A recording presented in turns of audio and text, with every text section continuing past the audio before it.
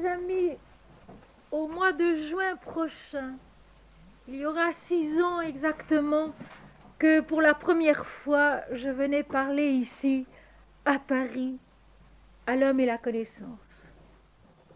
6 années pendant lesquelles il nous a été possible presque régulièrement de nous voir 2 fois par an, en automne et au printemps, pendant une semaine. 6 années pendant lesquelles, ensemble, nous avons marché, ensemble, nous avons essayé de suivre ce chemin extérieur et intérieur à la fois, qui nous conduit vers un peu plus de lumière intérieure, vers un peu plus de foi dans le vrai sens du terme. Car la foi, mes amis, ce n'est pas l'acceptation d'un credo particulier. Ce n'est pas croire en ceci ou en cela. La foi, c'est admettre que l'invisible est plus réel que le visible. La foi, c'est vivre avec les yeux tournés vers la lumière de l'esprit que nous ne connaissons pas bien, que nous cherchons à connaître, et où, marchant d'abord dans la nuit, conduits par une lumière qui nous échappe, nous progressons lentement dans une lumière qui augmente. Et si l'on veut bien, la Bible tout entière, c'est précisément cela. Le cheminement de l'âme sur la terre qui, de la nuit, aboutit à la toute lumière. L'Apocalypse, le dernier livre de la Bible, qui est la révélation de Dieu en l'homme, s'achève dans la lumière inaltérable où tout est Dieu. Voici le texte: je ne vis point de temple dans la ville, car le Seigneur Dieu Tout-Puissant est son temple. La ville n'a besoin ni du soleil ni de la lune pour l'éclairer, car le Seigneur Dieu Tout-Puissant l'éclaire. Et cette ville, c'est nous-mêmes, c'est notre conscience qui est née à la toute lumière de la réalité immuable.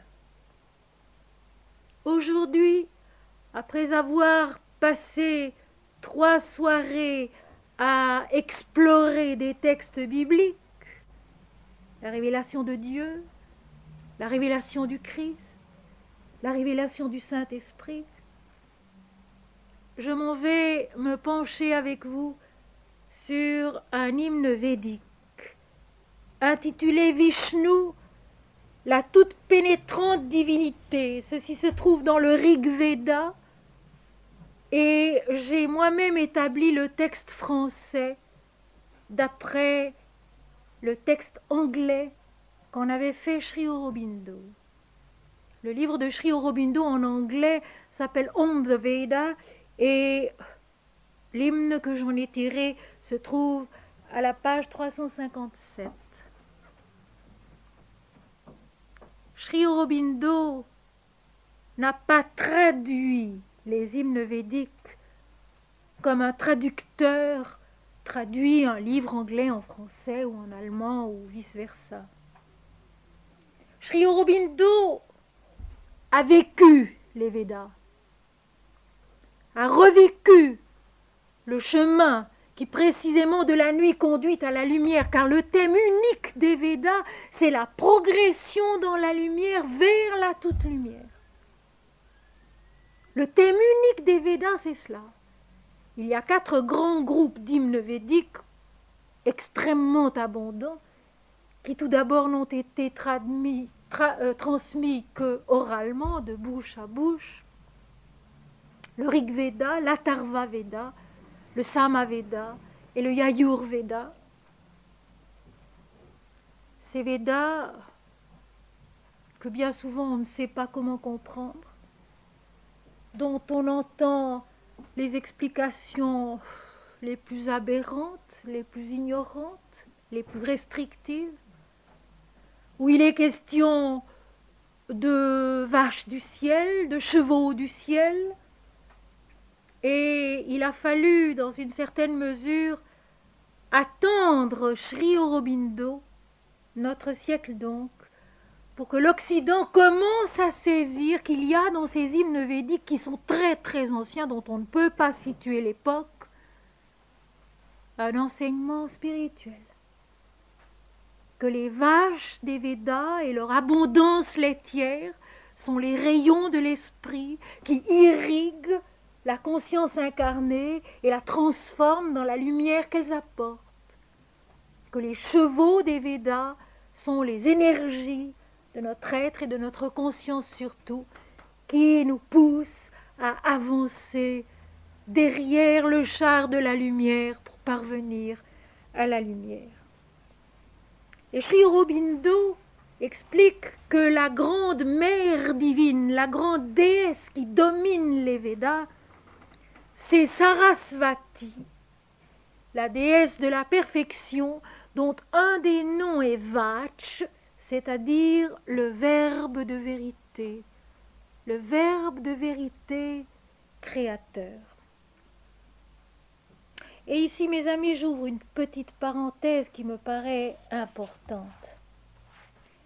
De nos jours, où certainement on a fait de grands progrès en ce qui concerne la tolérance et la compréhension religieuse, il y a tout de même pas mal de personnes qui sont choquées par le fait que je mêle, presque sans distinction et même sans le dire, constamment les textes bibliques et les textes sanscrits.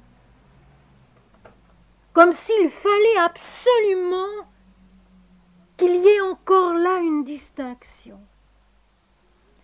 Eh bien, mes amis, je vais tout simplement vous confesser ceci, je ne le peux plus. Je ne peux plus établir une distinction entre les uns et les autres. Pendant près de 40 ans, j'ai non seulement été penchée sur les textes bibliques et puis sur les textes sanscrits, les Védas en particulier, mais par la méditation et le travail intérieur qui s'est fait en moi, l'enseignement de l'Inde, la révélation des Védas et des Upanishads, de Ramakrishna, de Sri Aurobindo, du Maharshi, et la révélation biblique, christique, sont devenus réellement en moi un seul et même corps, une seule et même vie, une seule et même révélation de l'esprit qui, par définition, est un. Et parce qu'il est un, il est faux d'établir entre les différentes révélations qu'a reçues le monde, qu'en a reçu le monde, des distinctions irréductibles. J'ai répété plusieurs fois au cours de ces 3 premières conférences ce texte tiré du livre du Deutéronome dans la Bible, chapitre 6, verset 4. Écoute Israël, l'Éternel est notre Dieu, l'Éternel est un. Si l'Éternel est un, mes amis, il est un. Il n'y en a pas un quelque part qui soit différent. Et l'Éternel est l'Esprit, le Verbe lumineux, créateur et révélateur de soi, de qui tout procède, en qui tout grandit, à qui tout retourne. Ce Verbe de vérité, la Mère divine de l'Inde, il est un lui aussi. Ainsi la révélation des Védas, la révélation de la Bible, c'est une seule et même révélation, bien souvent avec exactement les mêmes mots.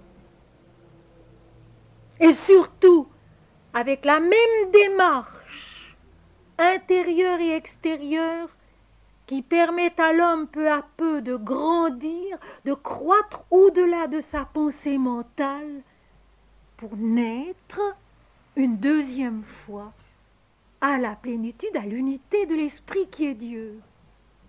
Or, dans l'Inde, comme dans la révélation christique, le joint, c'est précisément la nouvelle naissance. la deuxième naissance dont il va être question dans mon hymne védique, que j'ai intitulé tout simplement le yoga divin, parce que c'est le yoga de la révélation de Dieu en l'homme et dans le monde simultanément. Le juin, c'est cette fameuse deuxième naissance dont Jésus parle aussi. Évangile de Jean, chapitre 3, je vous le dis en vérité, si un homme ne naît d'eau et d'esprit, il n'entrera pas dans le royaume de Dieu. Et ce royaume de Dieu, Christ explique aussi qu'il est au-dedans de nous. Eh bien, l'Inde dit exactement la même chose. Et quand elle parle des brahmanes, qui sont les hommes de Dieu, qui connaissent les Écritures, qui connaissent et enseignent les Védas, elle parle d'eux en disant les deux fois nés.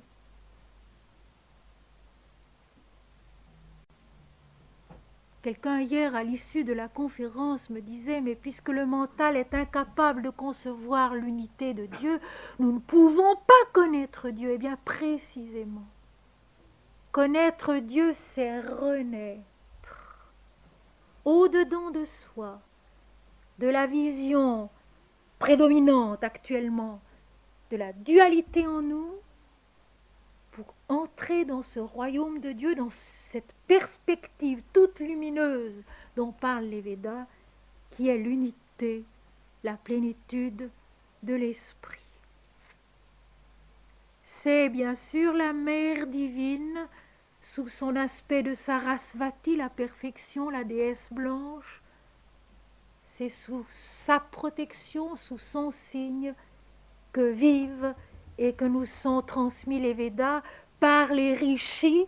Le rishi est celui qui a vu le vrai et qui, comme Moïse, ayant vu le vrai, devient le prophète de l'Éternel, c'est-à-dire celui qui parle au nom de Dieu. Et je commencerai par vous lire une traduction poétique que j'ai faite de l'hymne qu'on récite dans l'Inde en l'honneur de Sarasvati, intitulé « Litanie blanche ». C'est une traduction forcément un peu libre, puisque je l'ai faite en vers avec des rimes, mais enfin vous en aurez tout de même l'ambiance, la beauté, la blancheur. Déesse blanche assise en bordure des fleurs, couronnée de jasmin, parée à la ceinture d'une rose de lys sur le lin sans couture de ta robe tombée des lunaires pâleurs. Déesse blanche admise au fleuve immaculé qui coule des sommets du ciel pour te distraire et répandre sur toi ses onguents parfumés, tu passes dans tes doigts les perles du rosaire dont les 8 chants sacrés désignent le salut. Sur ton front le santal verse une huile odorante. Un roi musicien prépare sous sa tente la viole de nacre et l'archet qui t'ont plu. Tes colliers transparents chantent l'âme des mers. Tes bracelets d'ivoire ont la fierté sauvage des éléphants divins émigrants du désert, et tes bagues de lait sont l'oubli des nuages. Les démons et les dieux disent ta majesté, et les sages penchés sur ta face éternelle rythment le vœu secret de ton nom qu'ils épellent pour défaire le nœud de l'immortalité. En répétant l'hymne à Sarasvati que tout à l'heure dans la méditation je vous chanterai en sanskrit, les sages de l'Inde parviennent à la connaissance de la vérité. Mes amis, vous savez aussi qu'on a coutume de dire avec une certaine vanité, un certain orgueil, que l'Occident est monothéiste et que l'Orient est polythéiste. Erreur profonde. L'Occident, certes, n'adore apparemment qu'un seul Dieu, mais il établit une distinction irréductible entre le Père, le Fils et le Saint-Esprit, malgré la notion de la Trinité.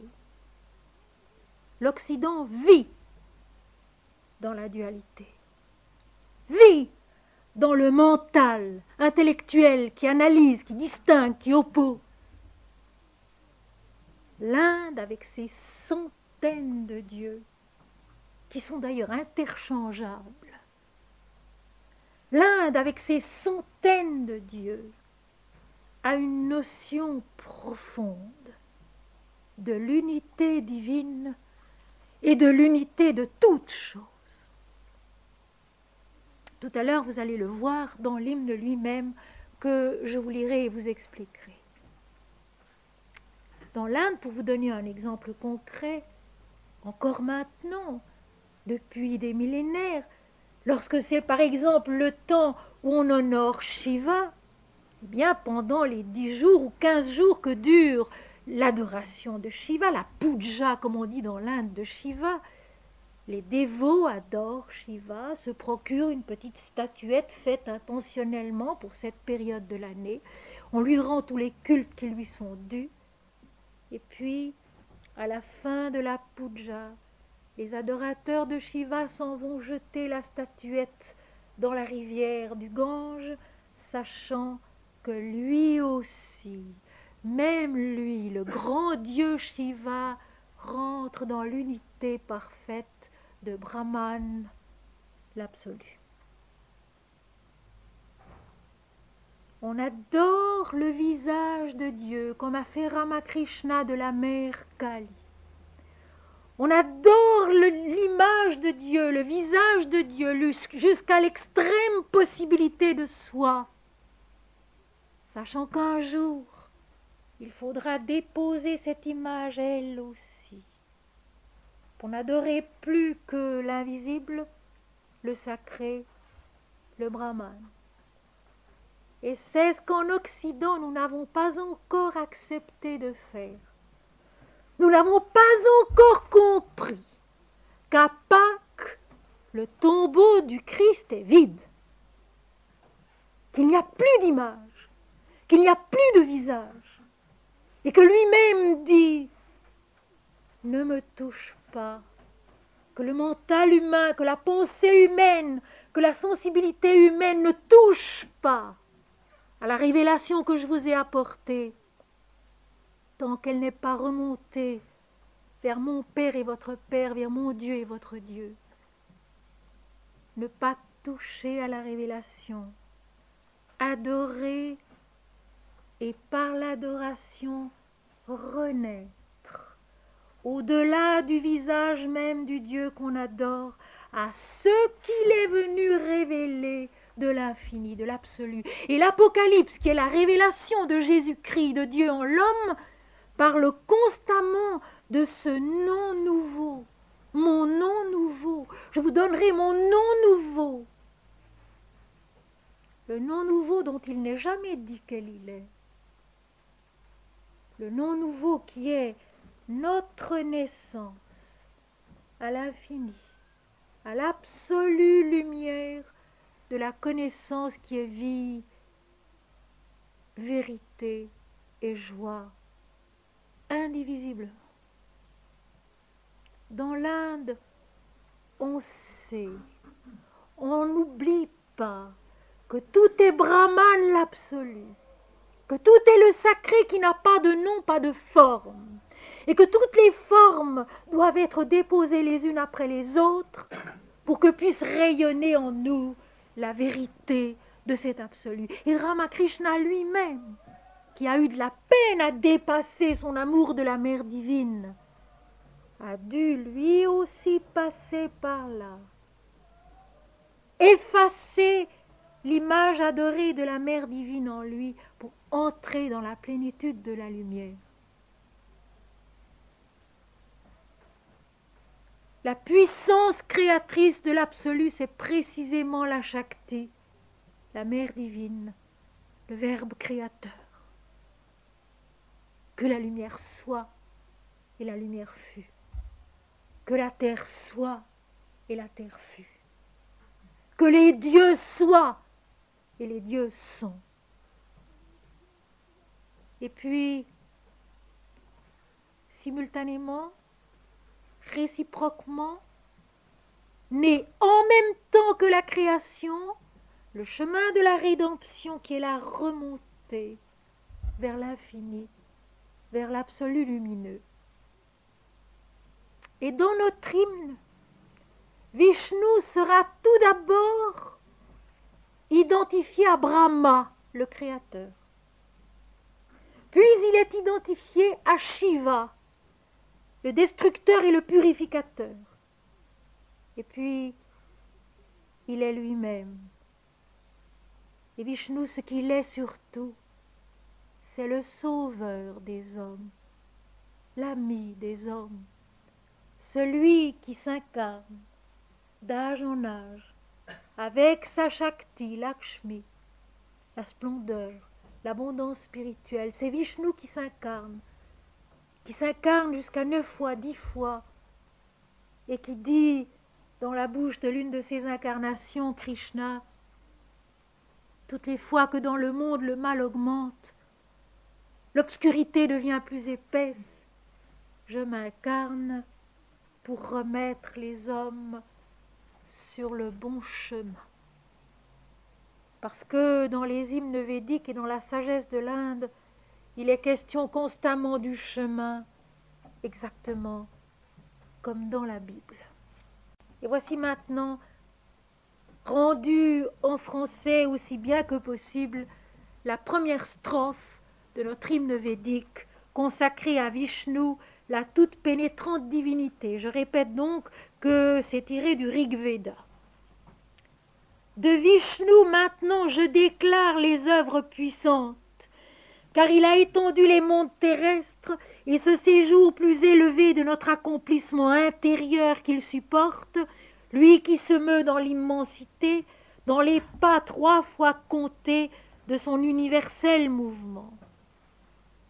Tout d'abord, Vishnu, le Créateur. Vishnu est souvent identifié dans l'imagerie de la mythologie hindoue à Surya, le dieu soleil, lui aussi considéré comme le créateur et l'illuminateur, non seulement du monde, mais de la conscience. Vishnu et Surya, en somme, sont un, sont aussi interchangeables. Peut-être avez-vous vu des reproductions de cette célèbre et grande statue qui se trouve dans les grottes d'Ellora à l'ouest-sud de l'Inde, la Trimurti, c'est-à-dire la statue qui a un tronc et 3 têtes. Et l'une des têtes a la sérénité du Dieu créateur, Brahma. La tête centrale a une moue dure et ascétique. C'est Shiva, le destructeur, le purificateur. Et puis la 3e tête a un rayonnement de douceur et de bienveillance, c'est Vishnu. Mais c'est le même Dieu, sur un seul tronc, l'unité divine qui se montre sous un visage multiple afin de se faire connaître, afin de s'incarner, de se révéler, de se faire aimer. Et dans cette première strophe, le Rishi déclare les œuvres puissantes de Vishnu, car il a étendu les mondes terrestres.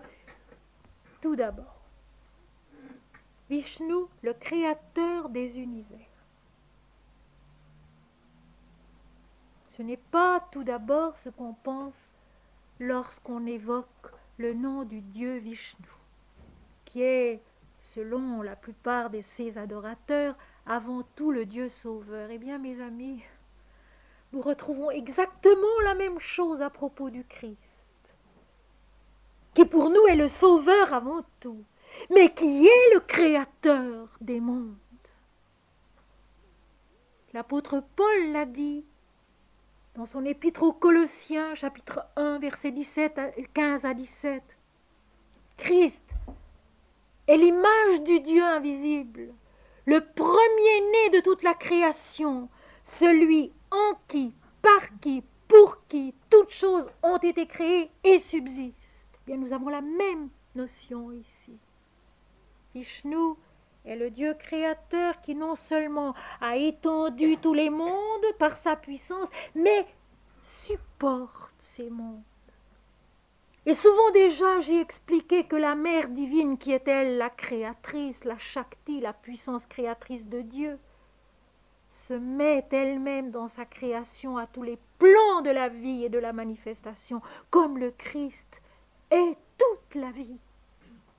Il est notre être, il est notre devenir, notre substance, notre plénitude, le pas à pas du chemin qui marche vers la seconde naissance, qui est notre résurrection à l'infini lumineux.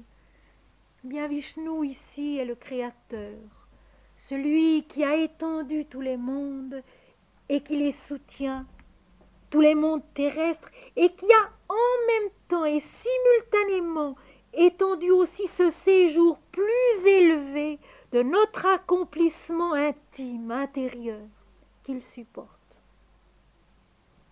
En une seule phrase, mes amis, nous avons la réciprocité de la vie, de ce regard dont je parlais lundi soir à propos de Moïse. L'Éternel voit et Moïse voit. Un seul et même regard dans lequel la vie se connaît et renaît à sa plénitude lumineuse. Vishnu, créateur des mondes, donc identifié à Brahma, le Dieu créateur, est en même temps le chemin de la renaissance, le chemin de la rédemption. Et quand Jésus dit au chapitre 17 de l'évangile de Jean, « Père, tu m'as aimé avant la fondation du monde », il m'autorise à dire ce que je dis. C'est que la rédemption n'est pas venue après coup. La rédemption du monde et des hommes a été enfantée, créée en même temps que les univers, en même temps que la manifestation divine. Elle est ce chemin de retour qui est en nous depuis le commencement et à jamais. Tu as étendu ces mondes terrestres et ce séjour plus élevé de notre accomplissement intérieur que tu supportes. Créateur et rédempteur en même temps. L'homme, les mondes, enfantés à la forme révélatrice de l'absolu, avec le chemin qui permet de remonter vers l'absolu dès le commencement et à jamais. Personne, ni dans le temps, ni dans l'espace, n'en est exclu. Jamais. Sinon Dieu n'est pas Dieu. Sinon l'Esprit n'est pas l'Esprit. Sinon l'Éternel qui est un n'est pas l'Éternel. Et tout ce qu'on affirme d'autre est grotesque et contradictoire. L'absolu créateur des mondes a articulé sa révélation de soi, sa manifestation de soi dans la forme, avec la possibilité essentielle et constante, précisément de la renaissance, de ce séjour plus élevé de notre accomplissement intérieur qu'il supporte, lui qui se meut dans l'immensité, dans les pas 3 fois comptés de son universel mouvement. Il sera question plusieurs fois dans les hymnes védiques de ces pas de Vishnu, de ce chemin de Vishnu. Ici, ce sont les pas cosmiques qui enfantent la terre, le ciel et le ciel invisible où se situe la deuxième naissance, le ciel invisible de l'unité divine, de l'unité spirituelle. Les 3 pas de Vishnu, il en sera question plusieurs fois au cours de l'hymne et j'aurai encore beaucoup de choses à vous raconter à ce sujet. Le chemin de l'incarnation, le chemin de la révélation, le chemin de la bénédiction, car c'est lui qui supporte la vie des univers qu'il a créés et qui l'accompagne, dont il est l'ami. Toujours on parle de Vishnu comme de l'ami, l'ami des hommes et de l'univers, leur sauveur, celui qui les accompagne pas à pas, et qui, par 3 pas de son immensité, car il est l'immense, il est l'immensité extérieure des univers, il est l'immensité divine, plus grande encore, il est notre immensité intérieure. Et je voudrais vous répéter ici une parole de ce saint Swami Ramdas, mort en 1963, qui disait à ses disciples: souvenez-vous que vous êtes universel et non pas personnel. Souvenez-vous que vous êtes universel et non pas personnel. Ce seul effort de s'élargir intérieurement, de se voir plus grand, plus large, sans orgueil, mais avec des limites moins étroites, moins enfermées autour de notre petit moi et de ses activités quotidiennes, de savoir qu'on porte en soi la possibilité d'une croissance infinie. C'est une délivrance. Au lieu d'être emprisonné dans nos petites pensées, dans notre petite dimension, de se souvenir simplement que nous portons en nous la possibilité d'une croissance infinie. Car enfin, si le mental dualiste est incapable de concevoir Dieu, il y a un autre moyen de concevoir Dieu. Et ce moyen, eh bien, il faut grandir vers lui. Tout à l'heure, il en sera question. Accepter de grandir. Ceux qui ont des enfants, ceux qui ont de petits-enfants, savent combien souvent ils ont de la peine à accepter de grandir. Un petit aîné qui aimerait bien rester encore le poupon qu'est le deuxième, qui se fait dorloter, choyer, soigner, qui n'a pas encore de responsabilité, parce que le petit aîné de 4, 5, 6 ou 8 ans a déjà des responsabilités, et ça l'ennuie, il aimerait bien rester petit. Eh bien, nous sommes souvent ainsi. Nous aimerions bien rester petits. Certes, s'il faut garder en soi intacte cette faculté de l'enfant de s'émerveiller, car la vie spirituelle, la vie intérieure est faite d'un émerveillement qu'on préserve, d'un émerveillement devant tout ce qui précisément nous révèle une dimension plus grande en nous ou dans le monde. Certes, il faut rester un enfant quant à cet émerveillement, à cette possibilité de s'émerveiller, de s'enthousiasmer. Il faut devenir des adultes, comme le dit l'apôtre Paul, devenir des hommes, grandir, assumer cette croissance intérieure et extérieure que Dieu porte, que Dieu supporte à chaque instant, sans nous lâcher jamais. Car s'il nous lâchait, ce serait fini. Nous ne vivons que parce qu'il vit avec nous, que parce qu'il vit en nous, que parce qu'il nous supporte. Accepter de croître en stature, en sagesse et en grâce devant Dieu et devant les hommes, simultanément.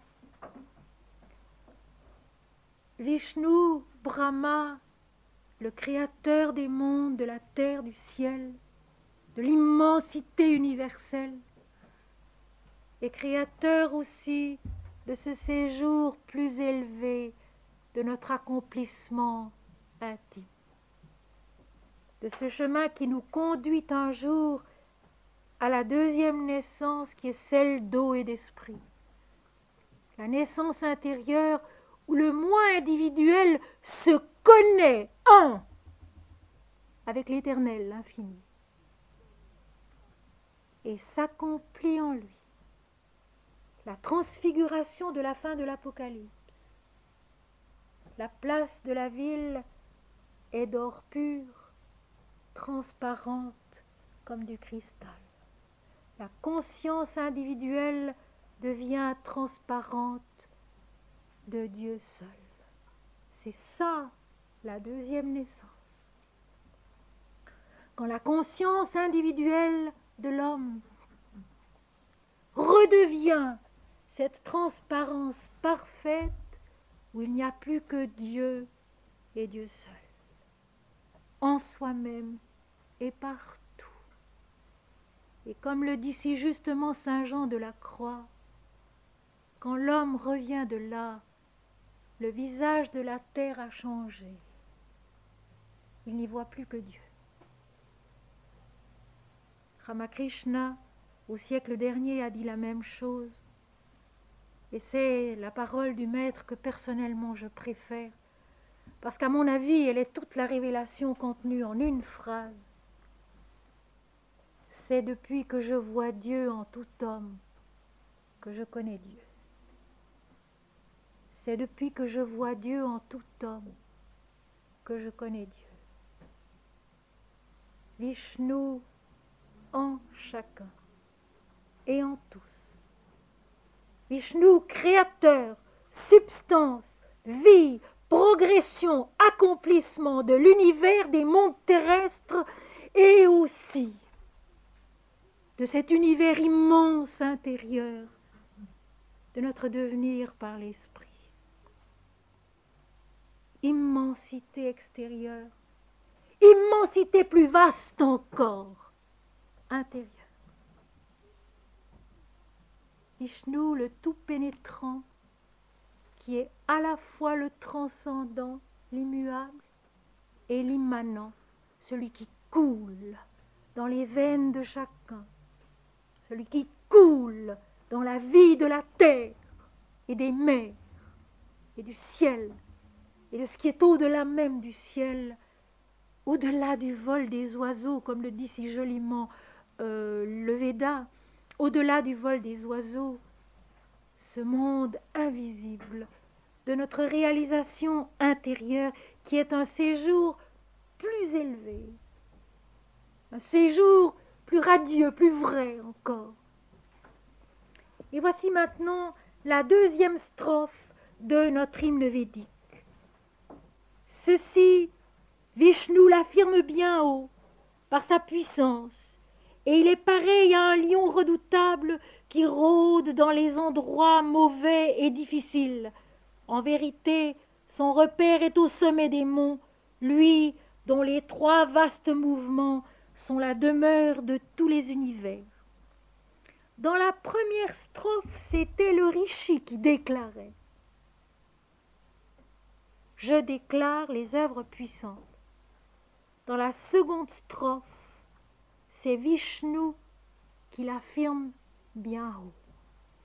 Nous retrouvons ici la voix forte des révélations de la Bible.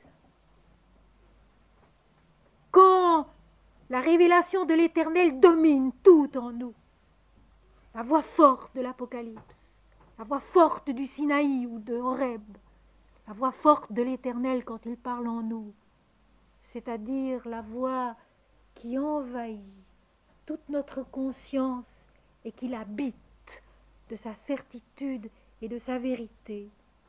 Vishnu affirme bien haut qu'il est Brahma, le créateur des mondes et de l'homme, le créateur, le rédempteur de la conscience incarnée dont il supporte la croissance dans la lumière et dans la vérité.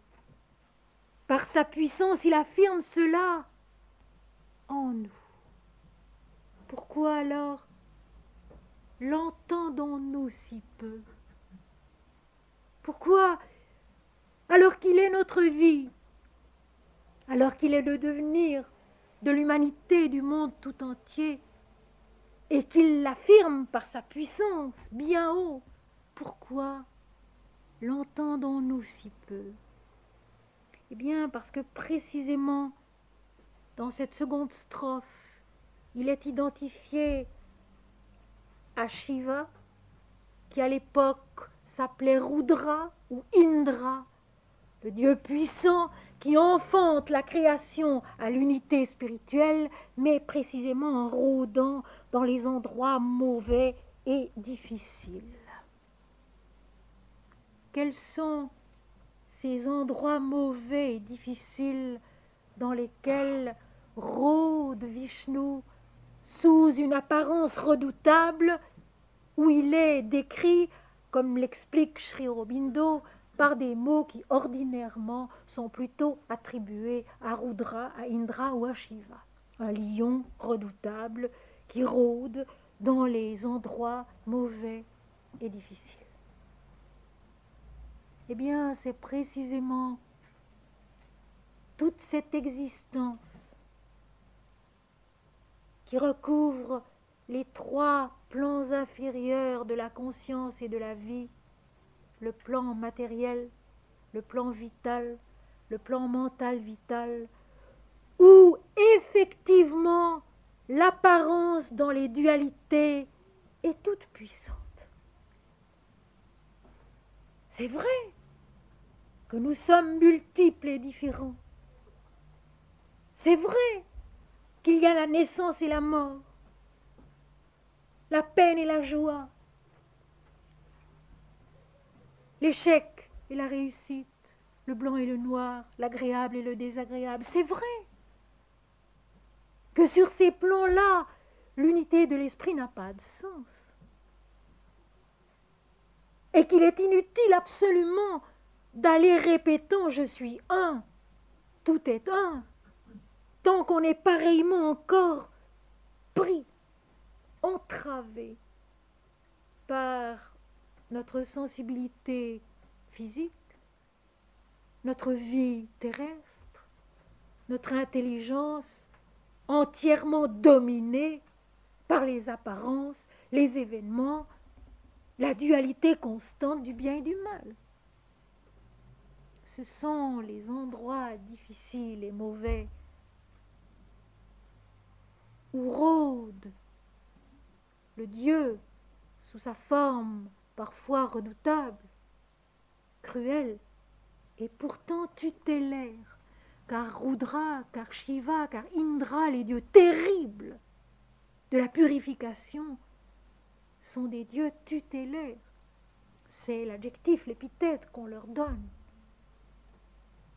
qui font mourir peu à peu tout ce qui, dans la conscience individuelle, est attaché à la dualité, à la diversité, ne parvient pas à concevoir l'unité.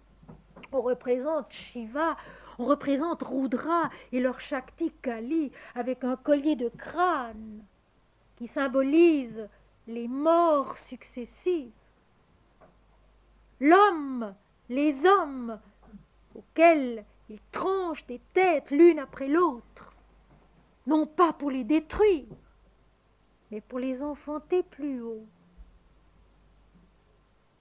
Et bien sûr, dans l'imagerie, dans les termes, le lion redoutable qui rôde dans les lieux difficiles, nous avons l'impression, et c'est une réaction précisément de notre vital mental, de notre sensibilité humaine, de notre vie terrestre, nous avons l'impression qu'il s'agit là d'un travail cruel, alors que c'est seulement notre mental qui le voit ainsi. Il s'agit simplement d'une mort et d'une renaissance. Et nous vivons constamment de mort et de renaissance. Si nos cellules physiques ne mouraient et ne se reproduisaient constamment, eh bien nous ne vivrions pas. Si le petit enfant, le tout petit enfant ne disparaît pas pour devenir le jeune enfant, puis l'adolescent, puis l'adulte, il n'y a pas progrès. Il faut mourir à des formes qui sont terminées, périmées, pour que puisse grandir en nous la vie, dans son sens précisément cosmique, universel, divin. Si le bourgeon n'éclate et ne meurt, il n'y a pas la fleur. Et si la fleur à son tour ne se flétrit, si les pétales ne tombent, il n'y a pas le fruit. Si le fruit à son tour ne disparaît lui aussi, il ne peut pas y avoir une nouvelle germination. Il faut accepter ces morts apparentes, morts à une forme passagère, pour naître à ce que cette mort porte en elle de croissance qui va plus haut, plus loin. Et l'après-mort alors? Après la mort, la vie continue. Il n'y a pas de mort, il n'y a pas de mort, il n'y a que naissance d'un état de vie à un autre état de vie, jusqu'à ce qu'on renaisse réellement à l'immortalité qui est toute lumière, toute vie et toute béatitude. La mort n'existe pas. La mort n'existe pas. Et on le dit dans la Bible, Christ est le maître de la vie et de la mort. Il est le premier-né d'entre les vivants et le premier-né d'entre les morts. Il n'y a qu'une mort apparente. Il n'y a pas de mort réelle, si ce n'est celle de l'inconscience, où l'homme sombre dans le refus de naître à la lumière qui est sa vie et qui est Dieu. Vishnu, sous son apparence de Shiva, de Rudra, rôde, veille donc dans les endroits dangereux et difficiles. Pourquoi dangereux et difficiles? Parce qu'il y règne le mensonge du moi individuel qui ramène tout à soi. Le seul péché, disait Ramakrishna, c'est de dire je suis ce corps, je suis cette personne individuelle, car nous sommes l'image de Dieu et promis à renaître, à l'être qui est la vie, l'immortalité. Rudra est considéré comme le père des maruts, ces vents, ces énergies de l'esprit qui combattent en nous pour nous faire grandir dans la lumière, dans la vérité. Et Vishnu est la source des maruts et en même temps leur unité, la totalité de leur puissance combative, la totalité de leur influence en nous. Alors au point de vue pratique, que veut dire cette strophe? Eh bien, tout d'abord se souvenir que le repère de ce lion redoutable qu'est Shiva, Vishnu, est au sommet des monts, au sommet de notre propre conscience, qui est la toute conscience lumineuse et bienheureuse. Shiva rôde et veille, il est aussi Vishnu, l'ami, la totalité de la puissance spirituelle qui en nous lutte contre l'illusion du mental qui dit moi je, contre la souffrance du mental qui s'attache aux formes, aux désirs, aux ambitions personnelles, toutes choses qui doivent être peu à peu dépassées, lui dont les trois vastes mouvements sont la demeure de tous les univers, la demeure, la stabilité de la vie qui est connaissance et béatitude, Satchidananda. Vishnu, Shiva, est à la fois cette puissance d'unité divine lumineuse qui nous habite, et le travail, et le combat long et douloureux par lequel nous devons passer pour progresser sur le chemin de la lumière et renaître à l'esprit. Alors, il y a des moyens pour permettre cette progression. Et le moyen précisément que les sages de l'Inde nous donnent à propos de Vishnu, c'est de répéter le nom sacré, le nom divin de certaines de ces incarnations. On dit dans l'Inde qu'il y a eu jusqu'ici 9 incarnations de Vishnu, dont les plus connues, les plus adorées sont la 7e et la 8e, Rama et Krishna. Rama qui est venu apporter aux hommes les lois de la vie sociale et familiale, le cheminement juste de l'homme dans la société, dans sa famille, dans son devenir terrestre. Et Krishna qui est venu apporter le culte dans l'adoration et l'amour. Alors on chante Krishna, Hari Krishna, Hari Krishna, Hari Krishna, Hari Krishna. On chante Rama. Om Shri Ram, Jai Ram, Jai Jai Ram. Om Shri Ram, Jai Ram, Jai Jai Ram. Et au lieu de se poser 1001 questions, auxquelles d'une part nous avons de la peine à répondre, et auxquelles d'autre part nous ne répondons jamais d'une façon qui nous satisfasse vraiment. Et j'en veux pour preuve, dans les conversations privées que j'ai, tous les mais que j'entends. Mais ceci, mais cela. Si on enregistrait ces conversations, il n'y aurait plus de mais que d'autres mots. On a toujours quelque chose à répondre et c'est vrai.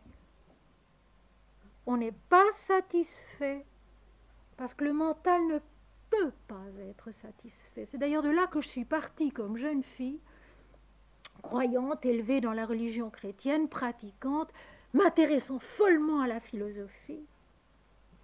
J'avais été frappée d'une chose, c'est que lorsque deux théologiens parlaient ensemble, en public, au cours, à l'université par exemple, tout ce que l'un avait dit, et qui avait l'air bien construit et de bien se tenir, était précisément détruit par un tout petit mais qui venait du fond de la salle, et un autre théologien arrivait avec une autre exposition tout aussi parfaite, un autre exposé tout aussi parfait, mais qui détruisait complètement ce qu'avait dit le premier. Et le pire de la chose, c'est que souvent le petit mais venait d'un accent qui était aigu ou grave sur un mot grec.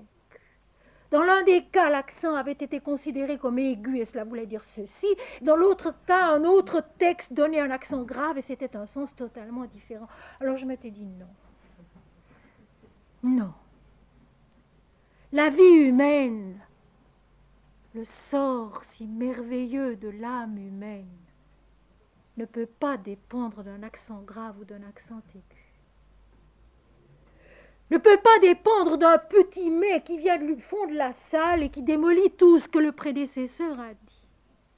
Il doit y avoir autre chose. Et cette autre chose, c'est précisément d'accepter de grandir. D'accepter que Shiva rôde comme un lion, un dieu redoutable, dans nos endroits difficiles et dangereux, pour nettoyer, pour abattre ce qui doit tomber, les discussions, les connaissances intellectuelles qui doivent être dépassées et qui le sont lorsque très simplement nous mettons en pratique ce qu'a conseillé le petit moine russe qui a fait le tour de toutes les Russies en répétant le nom de Jésus-Christ. Et qui, ayant fait le tour de toutes les Russies en répétant le nom de Jésus-Christ, avait oublié jusqu'à son propre nom. Et qui a dit ceci qui me paraît si fondamentalement vrai. Il vaut mieux répéter le nom de Dieu que d'avoir de belles pensées. Alors, face à nos perplexités, face à nos souffrances que je ne nie pas, face à nos endroits difficiles et dangereux où rôde Shiva, le dieu tutélaire de l'unité spirituelle, répétez Dieu et Dieu seul. Essayez. Choisissez parmi les noms divins que vous connaissez, celui que vous aimez le plus. Celui qui vous parle, qui vous dit quelque chose, qui éveille en vous quelque chose, avec lequel vous pouvez avoir un contact. Et chantez-le, et répétez-le, tout en allant, tout en venant, tout en travaillant, chaque fois que la possibilité nous en est donnée. Allez en chantant Dieu, mon Seigneur et mon Dieu, notre Père qui es aux cieux, Hare Krishna, ou Om Shri Ram, Jai Ram, ou Shri Shri Ma, Jai Ma. Et ceci, je vous l'affirme, de chanter le nom de Dieu nous transforme. Peu à peu, notre intelligence s'éclaire. Peu à peu, elle s'apaise.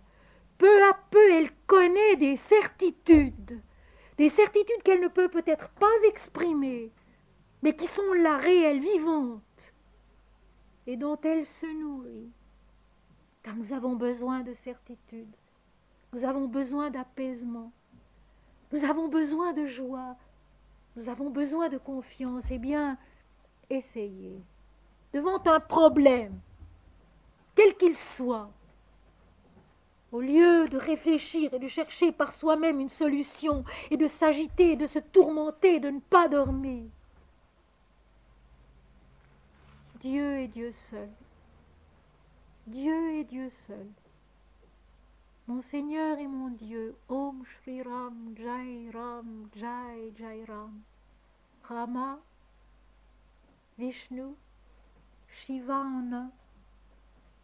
Et d'abord un apaisement vient en nous, descend en nous, s'établit en nous. Et puis une compréhension des choses qui est différente de celle que nous avions jusqu'ici. Une compréhension qui est une délivrance, un soulagement. On dépose un peu de soi-même. Savez-vous, ceux qui peut-être ce soir m'entendaient pour la première fois, ce que veut dire vraiment le mot péché? Savez-vous ce que veut dire vraiment le mot pardon? Péché vient de 3 termes, hébreu hatat, grec hamartia, latin peccatum, qui sont des termes équestres, signifiant le faux pas du cheval qui trébuche et ainsi manque sa victoire. Le faux pas, l'erreur d'appréciation du mental qui s'attache à soi, au petit moi individuel, au lieu de se souvenir qu'il est l'image de Dieu, est promis, destiné à devenir l'être qui est l'origine de cette image, qui est le modèle de cette image. Voilà le péché. Et ce péché, il est le même pour tous. Il n'y en a pas de plus grand et de plus petit. Il est un seul et le même, lui aussi. Une erreur d'appréciation qui fait que nous pensons et que nous disons « moi je » au lieu de dire « Dieu ». C'est Dieu qui fait en nous. C'est Dieu qui sait en nous. C'est Dieu qui est en nous. Vishnu, tout pénétrant. Shiva Vishnu, qui rôde dans les endroits difficiles et dangereux de notre propre être, de notre propre vie, de notre propre conduite, mais dont la demeure, dont le repère est au sommet des monts, c'est-à-dire dans la splendeur de l'unité spirituelle. Lui, dans les 3 vastes mouvements, sont la demeure de tous les univers, c'est-à-dire la stabilité de la connaissance qui est vie et joie simultanément. Vous savez, en fait, la révélation de Dieu est toute simple. Il est le commencement, il est le devenir et la révélation dans la forme. Il est la fin dans la renaissance à son immuabilité resplendissante, à son éternité qui est une. Voilà pourquoi, dès la 3e strophe, le rishi qui a vu le vrai, qui a reconnu Vishnu comme le Créateur, comme le purificateur, celui qui nous aide à avancer dans ce lent et difficile travail où nous déchargeons. J'ai oublié de vous dire que pardon vient d'un verbe grec aphiemi qui veut dire alléger, jeter au loin. Dans cet allègement de la conscience qui se dépouille de soi, qui dépose ce qui lui pèse du dedans d'elle-même, car c'est nous-mêmes qui sommes un poids pour nous. Le rishi, après avoir reconnu la puissance créatrice du Dieu, sa transcendance, son immanence, puis sa présence intérieure qui rôde dans les endroits difficiles et dangereux tout en restant celui qui demeure dans l'immuabilité de la lumière unique, se tourne à l'intérieur de soi.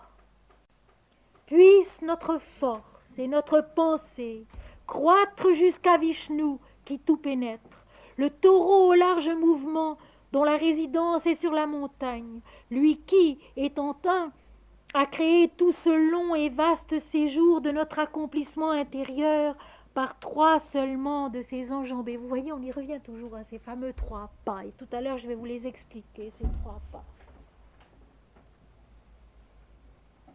Dans les textes sacrés de l'Inde, peut-être plus que dans la Bible, l'événement extérieur est vite dépassé, est vite déposé, est vite oublié, pour revenir à la vérité intérieure, au cheminement intérieur de notre progression dans la lumière, de notre renaissance à la plénitude de l'origine qui est Dieu, qui est l'Esprit. L'Inde a une faculté d'exprimer l'invisible, d'exprimer la vie intérieure qui lui est particulière, qui lui est propre et qui nous est infiniment précieuse.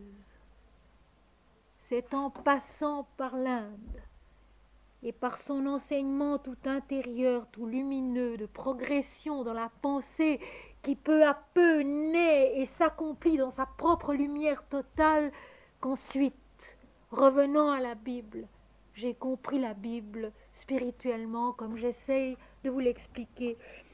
Et je voudrais m'empresser d'ajouter ceci, c'est que les explications que je donne ne sont certainement ni définitives, ni les dernières, ni les seules bonnes.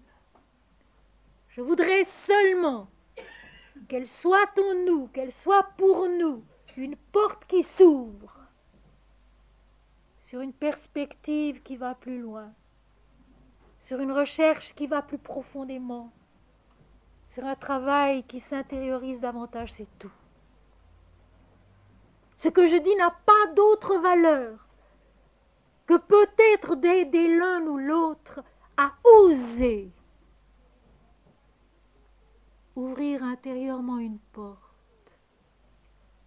et chercher plus loin, plus haut, dans ce qui est plus vrai, plus stable, moins aisément condamnable, moins aisément discutable, c'est tout.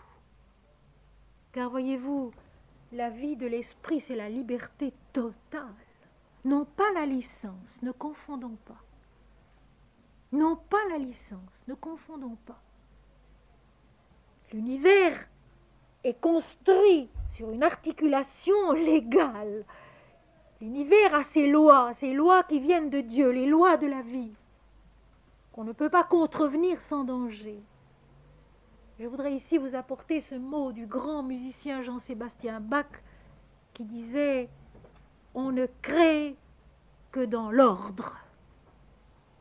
On ne crée que dans l'ordre. On ne crée pas dans le désordre. Et la liberté de l'esprit, c'est l'ordre suprême. Une logique tellement extraordinaire que les textes, quand on les lit spirituellement, s'articulent d'une façon parfaite. Et chaque fois que je travaille ou la Bible, ou les Védas, ou les Upanishads, j'en suis émerveillée. Cette articulation parfaite. Et ici, ça va vite. Une strophe pour chanter Vishnu, créateur, une strophe pour chanter Vishnu, purificateur, celui qui coupe des têtes, qui enfante l'homme successivement à la vérité de l'unité divine, de la lumière, et puis tout de suite, le regard intérieur qui se tourne vers le dedans et qui dit « Puisse notre force et notre pensée croître jusqu'à Vishnu qui tout pénètre ». C'est-à-dire accepter de mourir et de renaître indéfiniment. Accepter l'inconfort de celui qui s'en va dans l'inconnu, vers l'inconnu, sans savoir du tout ce qu'il y trouvera et s'il réussira. Le don inconditionné de soi. Il y a un mot du Deutéronome, donc dans la Bible, qui dit cela très merveilleusement. L'Éternel dit « Je veux mon peuple tout à moi. Je veux mon peuple tout à moi. » Dieu dit « Je veux l'homme tout à moi. » Dieu se donne à l'homme intégralement. Il attend que l'homme lui réponde intégralement aussi. Puisse notre force, notre vie, notre corps, c'est la croissance en stature, et notre pensée en sagesse et en grâce, croître jusqu'à Vishnu qui tout pénètre, c'est-à-dire croître jusqu'à cette vision de la vie qui était celle de Ramakrishna, voir Dieu en tout homme, voir Dieu en tout événement, c'est-à-dire en un mot, avoir un amour si grand au fond de soi que tout homme, tout événement, quel qu'il soit, mérite qu'on se penche sur lui très simplement, avec beaucoup d'amour. C'est au fond assez facile, c'est au fond assez simple. Répéter le nom de Dieu pour remplacer nos pensées angoissées et embrouillées. Répéter le nom de Dieu qui est petit, qui est court. Et Ramdas a dit, Dieu et son nom, c'est la même chose. La puissance du nom de Dieu à l'intérieur de l'homme est grande. La puissance transfiguratrice. Puisse notre force et notre pensée croître jusqu'à Vishnu qui tout pénètre. Vishnu qui est le Créateur et qui est celui qui est lui-même sa création. Il est notre vie physique, il est notre vie humaine, il est notre vie mentale, il est notre vie affective, il est notre vie supramentale, il est notre vie psychique, il est notre vie spirituelle. Et c'est Sri Aurobindo, dans son grand poème peu connu, Savitri, qui a dit « Même le corps se souviendra qu'il est Dieu. Même le corps se souviendra qu'il est Dieu. » Au terme de la purification, au-delà de la deuxième naissance, l'être sait qu'il est Dieu tout entier. Alors sachons cela, ayons soin de garder à notre corps sa noblesse, sa beauté, sa vérité. Alors sachons cela, sachons que Dieu rôde, même où cela est obscur et difficile en nous. Ayons soin d'y laisser pénétrer Dieu le Seigneur. Hari Krishna, Om Shri Ram, Jai Ram, Jai Jai Ram. Au lieu de nous laisser appesantir par ce seul péché qui est de toujours penser à soi et à soi seul. De tout centrer sur nos petites réactions à nous, à nos craintes, à nos souffrances, à nos ambitions. Voir grand, penser grand, sentir grand. C'est Swami Vivekananda qui le disait, le grand disciple de Ramakrishna. Tout ce qui élargit l'intelligence et le cœur de l'homme. Tout ce qui les agrandit est sur le chemin de la vérité. Tout ce qui le diminue, tout ce qui le rétrécit est sur le chemin de l'erreur et de la nuit. Puisse notre force et notre pensée croître jusqu'à Vishnu qui tout pénètre. Et voici maintenant de nouveau l'identification de Vishnu et Shiva, l'unité divine dans la diversité, le taureau au large mouvement, le taureau qui englobe toute la croissance de la vie universelle, de la vie terrestre, de la vie humaine, ses luttes, ses victoires, ses défaites, ses recommencements, dont la résidence est sur la montagne. Toujours la montagne. Il nous faut monter sur la montagne de Dieu, au-dedans de nous. Il nous faut monter sur la montagne de Dieu, au-dedans de nous. Toute la Bible est remplie de ces montées sur la montagne. De l'Ancien au Nouveau Testament, on monte sur la montagne. On va vers Dieu, on monte sur la montagne de Dieu. Et bien ici aussi. La demeure qui est au sommet de la montagne. Notre supraconscience éternelle et immuable, radieuse et bienheureuse. Le sommet de la montagne qui est le but vers lequel nous devons monter. Mais il faut accepter de monter. Or, une ascension de montagne, s'il en est parmi vous qui en ont fait, de vraies ascensions de montagne, demande qu'on en paye le prix. La fatigue, la souffrance, le froid, la chaleur, la sécheresse, la faim, que sais-je moi, les dangers. Pour monter sur la montagne, il faut s'équiper. Pour monter sur la montagne, il faut avoir de l'endurance, il faut s'entraîner.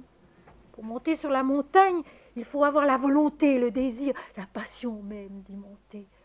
Si vous avez rencontré des montagnards, généralement, ils sont passionnés par la montagne, par les difficultés qu'elle propose et par la joie de les surmonter. Non pas de triompher de la montagne en vainqueur égoïste qui la domine et en profite, parce qu'on ne domine jamais la montagne. De triompher de la montagne parce qu'elle nous permet de grandir. En triomphant de la montagne, l'homme grandit. En triomphant de l'ascension intérieure sur la montagne, l'homme grandit. Et il grandit sans le savoir. Il vaut mieux qu'il ne le sache pas. Il grandit sans le savoir. Et il change, il se transforme, parce que vous savez, le but de la vie, c'est notre transfiguration. Une transfiguration dont nous ne sommes pas conscients, parce que dès que nous en devenons conscients, elle se fausse, elle se voile, elle se teinte d'égoïsme et d'orgueil. L'extase, la deuxième naissance, c'est le résultat de la sainteté qui s'ignore, de la sainteté qui dit « je ne sais pas », de la sainteté qui dit « je ne peux pas » et qui va quand même. Grandir sans le savoir, à notre insu, parce que réellement on s'est donné à cette ascension intérieure qui monte jusqu'à Vishnu, qui grandit jusqu'à lui. Le taureau, au large mouvement, dont la résidence est sur la montagne, nous rappeler que la vision juste de la vie est une vision large et non pas étroite, qu'elle englobe tout ce que nous pouvons comprendre et concevoir de l'existence et de nous-mêmes, en allant nous élargissant dans notre lutte, dans notre effort, dans notre amour, dont la résidence est sur la montagne, au sommet où la conscience est une, toute lumière et bienheureuse.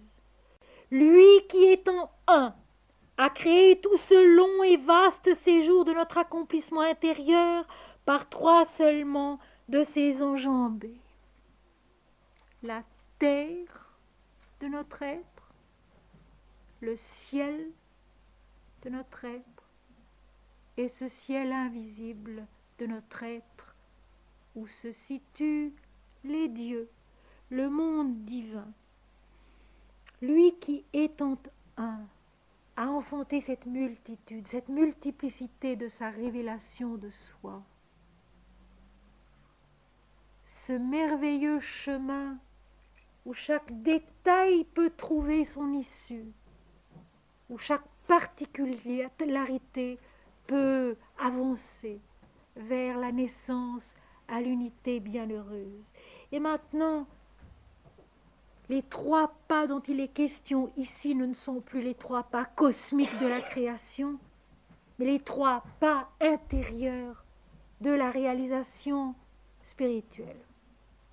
Et ce passage fait allusion à la 5e incarnation de Vishnu, celle du nain, précisément du nain, qui va jouer un rôle déterminant pour la vie spirituelle en l'homme et dans le monde, et qui est tout petit.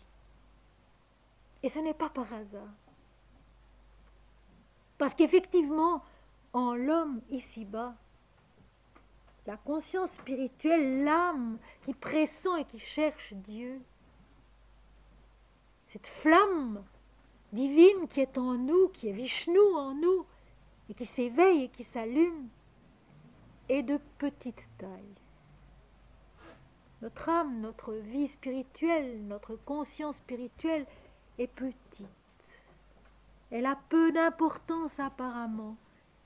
Et ce ne sera que de sa force lumineuse, de sa force intérieure, qu'elle tirera le moyen de vaincre les obstacles qui sont en nous et dans le monde. Or, Vishnu, quand il s'est incarné sous la forme d'un nain, né dans la classe sacerdotale, du sage vision Kashyapa et d'Aditi, l'étendue primordiale, la conscience indivisible et lumineuse, va affronter l'anti-dieu Bali.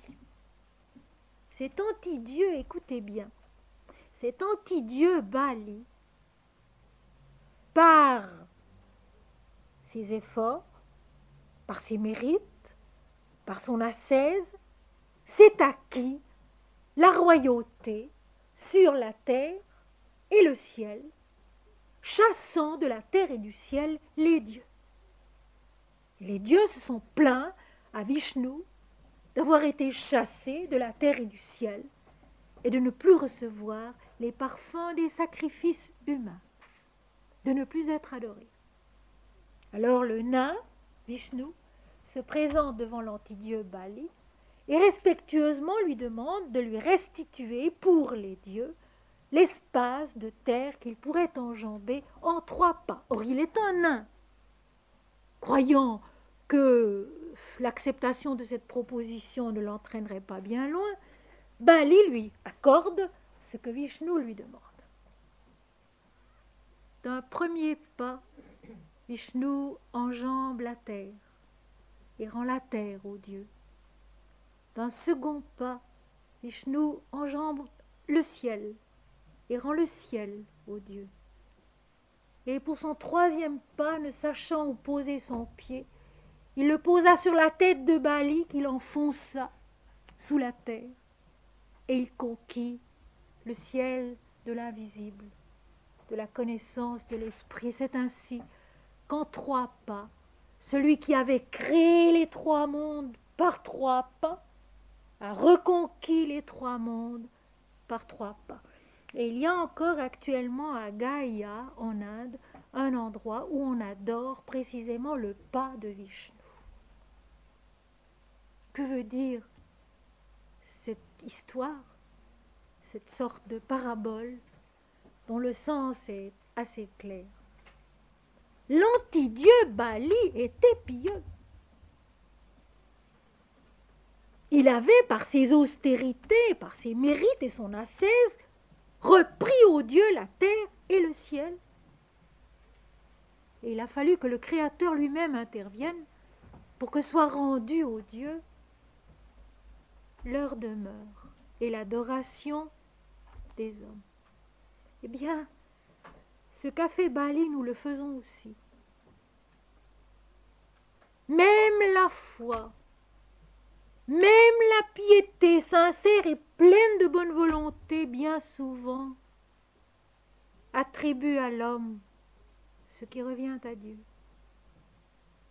Et nous avons fait cela dans le christianisme d'une façon éblouissante, en ramenant le Christ et sa révélation à l'homme. Nous faisons cela constamment, sans le vouloir, sans le savoir. Il y a en nous, je l'ai dit hier, des pharisiens, des scribes, des sadducéens, qui gardent la loi des prophètes, qui essayent de la mettre en pratique, mais qui rendent à l'homme, au mental dualiste de la discussion relative, ce qui revient à Dieu et à Dieu seul. Nul ne possède la vérité, nul ne peut imposer la vérité à d'autres, sans avoir passé par la deuxième naissance, par la naissance d'eau et d'esprit, qui nous décharge de notre moi individuel, afin que nous ne soyons plus personne, et que ce soit enfin Dieu qui parle en nous, enfin l'esprit de vérité, enfin l'esprit d'unité et de lumière qui parle et qui agit en nous. Vishnu, Shiva, le Créateur, le Purificateur, le Sauveur. Et voilà pourquoi le silence est le chemin de la vérité. Et voilà pourquoi cet autre silence qui est la répétition du nom de Dieu est le chemin de la vérité, et non pas les discussions. Aller en aimant Dieu, en servant son prochain, en chantant Dieu, en espérant en la lumière de l'esprit.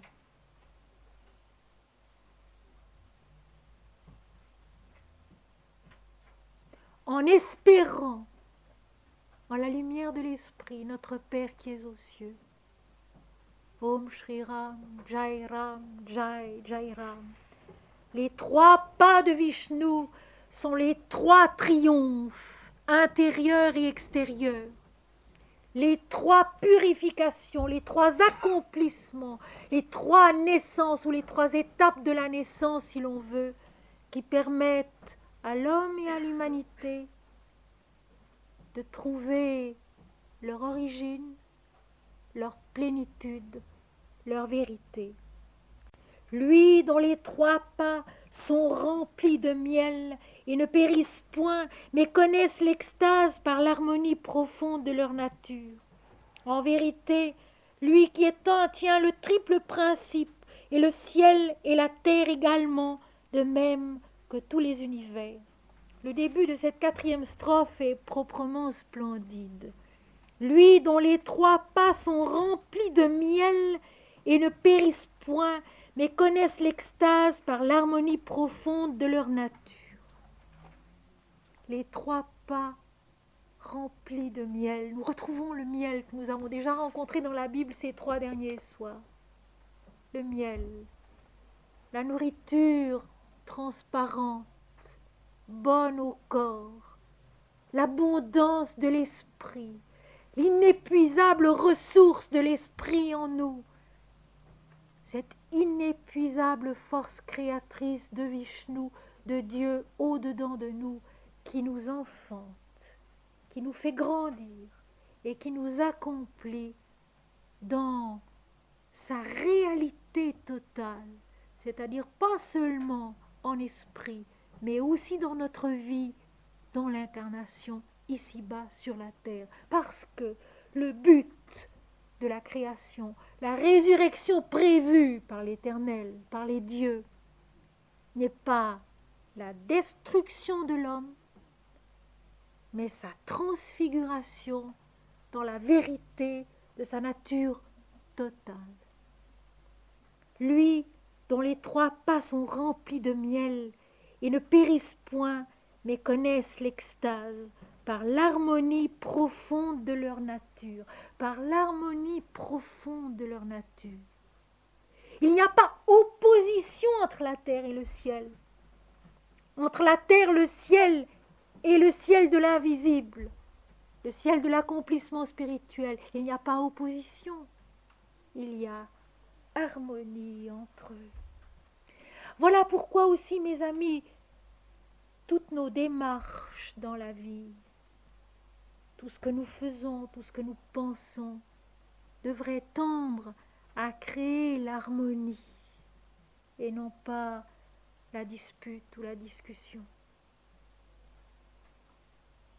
Quand nous sentons que nos rapports avec les uns ou les autres se gâtent, se troublent, eh bien, se tourner vers Dieu, vers ces 3 pas remplis de miel, qui ne périssent point mais qui connaissent l'extase, c'est-à-dire notre démarche terrestre, notre démarche intellectuelle, notre pensée, notre cœur et notre aspiration spirituelle, toutes les 3, les laisser se remplir de la transparence du miel divin, de la fécondité de l'esprit, où vraiment, mes amis, tous les problèmes disparaissent.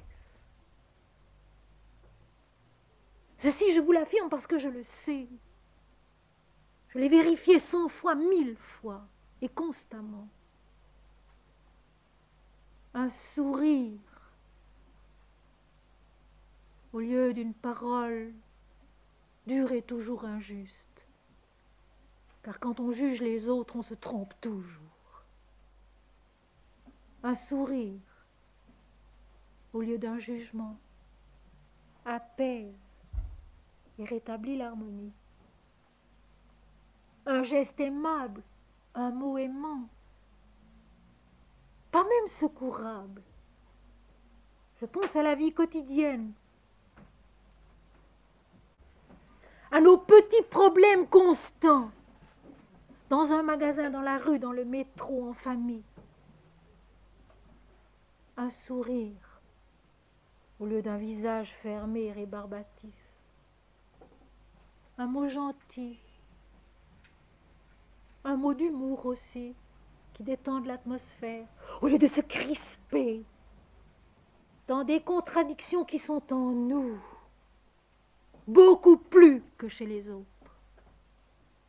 Les 3 pas de Vishnu sont en nous, remplis de miel, qui ne périssent point, mais qui connaissent l'extase, dans l'harmonie, par l'harmonie profonde de leur nature. La vie de la terre est divine, la vie du ciel est divine, et la vie de l'esprit est divine. Souvenons-nous-en, et n'en faisons pas un enfer, n'en faisons pas un lieu de déchirement et de dispute. Jésus aussi l'a dit, heureux les bons, car ils hériteront la terre. Les vrais maîtres de la terre, ce sont les gens bons. Ce sont eux les vrais maîtres de la terre, eux qui ont un réel impact sur l'existence de leur temps. Heureux ceux qui procurent la paix, car ils seront appelés fils de Dieu. Heureux ceux qui procurent la paix, car ils seront appelés fils de Dieu. Cette harmonie des 3 pas, le corps, la vie humaine et l'aspiration divine. En vérité, lui qui est un tient le triple principe, et le ciel et la terre également, de même que tous les univers. Vishnu se manifeste triplement, dit Sri Aurobindo, comme le voyant, le penseur et le créateur des formes, dans la félicité supraconsciente, dans le ciel de l'intelligence, dans la matière de la conscience physique, à tous les plans. Il pénètre tout et il ne périt nulle part. Il est victorieux partout. Laissons-le manifester en nous sa victoire, c'est-à-dire sa joie. Laissons-le manifester en nous sa victoire, c'est-à-dire sa joie. Et maintenant, une prière, que j'atteigne et goûte ce but de son mouvement. La joie où les âmes qui recherchent Dieu connaissent l'extase, car là, en ce pas suprême de Vishnu au vaste mouvement, se trouve l'ami de l'homme, qui est la fontaine de la douceur. À quel point c'est beau! Déjà rien que le texte, et pourtant ce n'est qu'une traduction d'une traduction. Que j'atteigne et goûte ce but de son mouvement. C'est Dieu qui fait en nous, et non pas l'homme. C'est Dieu qu'il faut laisser faire en nous, et non pas l'homme. Nous avons à persévérer. Nous avons à assumer.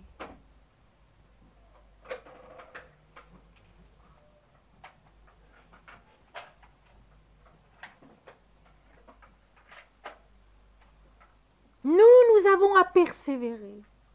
Nous avons à assumer. Et nous savons très bien au fond de nous-mêmes, dans les moments où nous sommes précisément habités par la lumière de Vishnu qui rôde en nous, dans les moments difficiles, dans les endroits difficiles et dangereux, nous savons très bien au fond de nous-mêmes, quand nous avons commencé à essayer de suivre Dieu, de l'écouter, de vivre avec lui, nous savons très bien où est notre persévérance.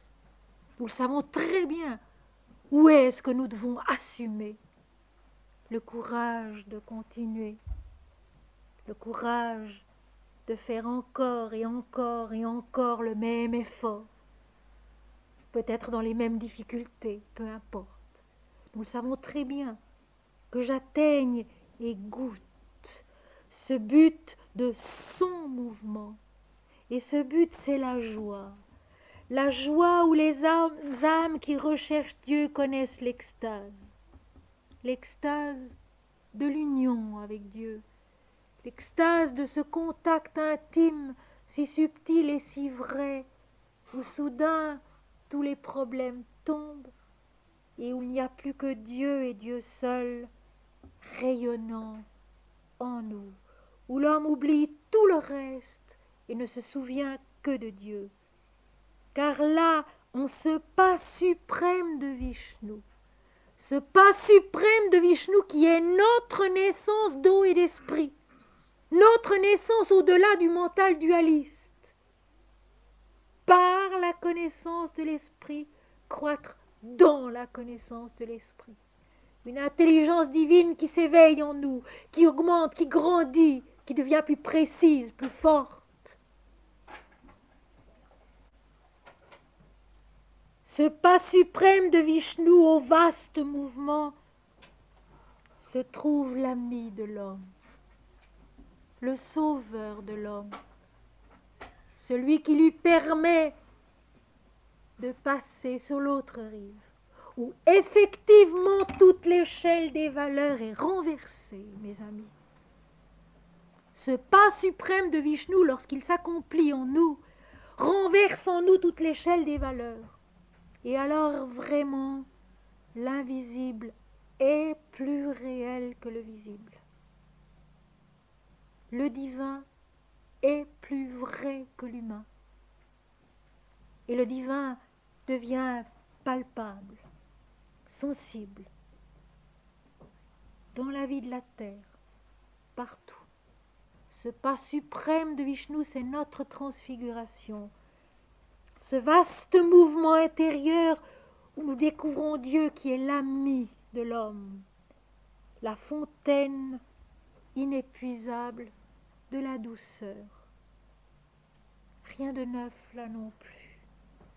On parle toujours de la douceur des saints. Cette douceur qui est la force suprême de l'homme. L'homme se croit fort quand il est violent. L'homme se croit fort lorsqu'il est robuste et impressionnant. mais il est fort quand il est doux, quand il a en lui cette fontaine de douceur qui coule, le souvenir de Dieu dans son cœur. Les hindous disent ressentir la douceur de Krishna dans le cœur, la ressentir vraiment, la vivre, et de ce moment-là, la rayonner sans le savoir sur tous ceux qui nous entourent, sur le monde entier. La nouvelle naissance qui renverse en nous toutes les valeurs et qui nous donne l'infinie douceur et la patience de l'infini, de l'éternité. Parce que l'homme sait lui aussi que tout est un, que tout est Dieu, Satchidananda, l'existence qui est connaissance et béatitude indivisiblement, que j'atteigne et goûte ce but de son mouvement en moi. La béatitude de l'extase, où Dieu est vraiment l'ami de l'homme, et où en lui coule désormais la fontaine de la douceur. Telles sont les demeures de vous deux, le Vishnu transcendant et le Vishnu immanent, que nous désirons comme but de notre effort, où les troupeaux de la lumière aux nombreuses cornes voyagent. Le plus haut pas de Vishnu au vaste mouvement rayonne sur nous ici, dans son incalculable immensité. Ici nous avons une strophe typiquement védique, où il est question des troupeaux aux multiples cornes, de ces vaches de la lumière qui doivent faire couler en nous le rayonnement de l'esprit pour que nous atteignions le but,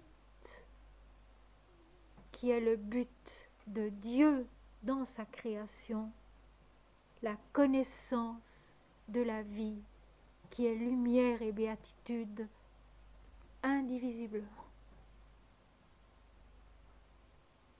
La fin de l'Apocalypse, la ville qui n'a plus de temple, car Dieu est son temple, qui n'a plus besoin d'être éclairée par le soleil ou la lune, car Dieu seul l'éclaire.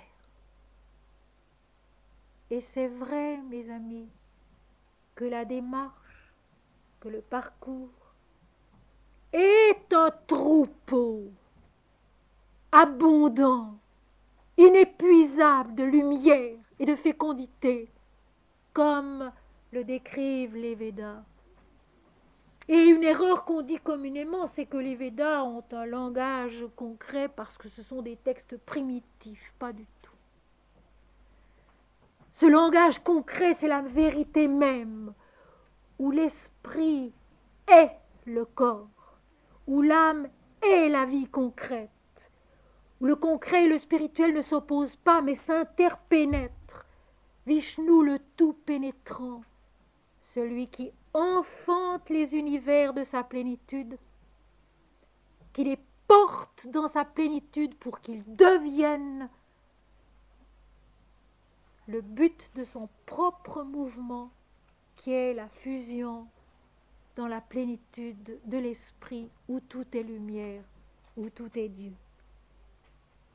Et ne croyons pas plus que lorsque nous étudions les textes bibliques en leur donnant leur sens le plus haut, ne croyons pas que ce sont là des textes d'exception, trop haut, trop loin, trop inaccessibles pour nous.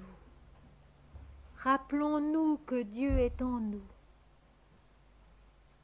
intime, proche, notre essentielle et plus profonde réalité, qu'il faut s'adresser là.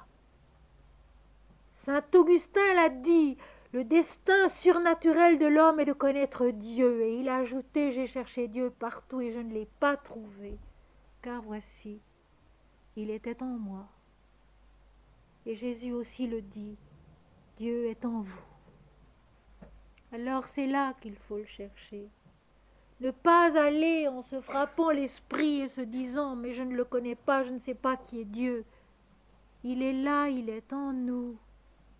Et il attend de se donner à nous. Il attend de se révéler en nous au terme de son mouvement qui nous permet de naître d'eau et d'esprit à la plénitude de sa vérité. Avant que nous ne nous recueillions quelques instants pour ceux qui désirent participer à ce moment de méditation, je vais vous lire un poème et ensuite les personnes qui doivent se retirer pourront le faire tranquillement. Tout au fond du regard qui est la vie, je suis. Contemple la lumière, ô lumière. Mon visage est l'amour et non pas son reflet. J'aime, dit le Seigneur. De quel cristal est faite la nuée? D'une ivresse de mon amour. De quelle splendeur est faite la pensée? D'une étreinte de mon amour. Le mouvement court vers son but et je suis le but émerveillé de l'amour. J'aime, je suis. Qui me cherche? Moi-même. Qui m'adore? Moi-même. Deviens, car je suis toi. Ne dis rien. L'eau qui s'épanche ne dit pas où elle s'en va. Sa joie est d'être limpide et de s'écouler. Qui la souille? Le vent qui fait d'elle la terre et le froment, le soleil qui l'enfante au devenir. Ils sont l'image enlacée dans les plis de sa pureté. Pénètre la distance et tu verras mon éternité. Pénètre la vie et tu connaîtras ma présence. Soleil de mon soleil qui me voit sans face et sans avenir.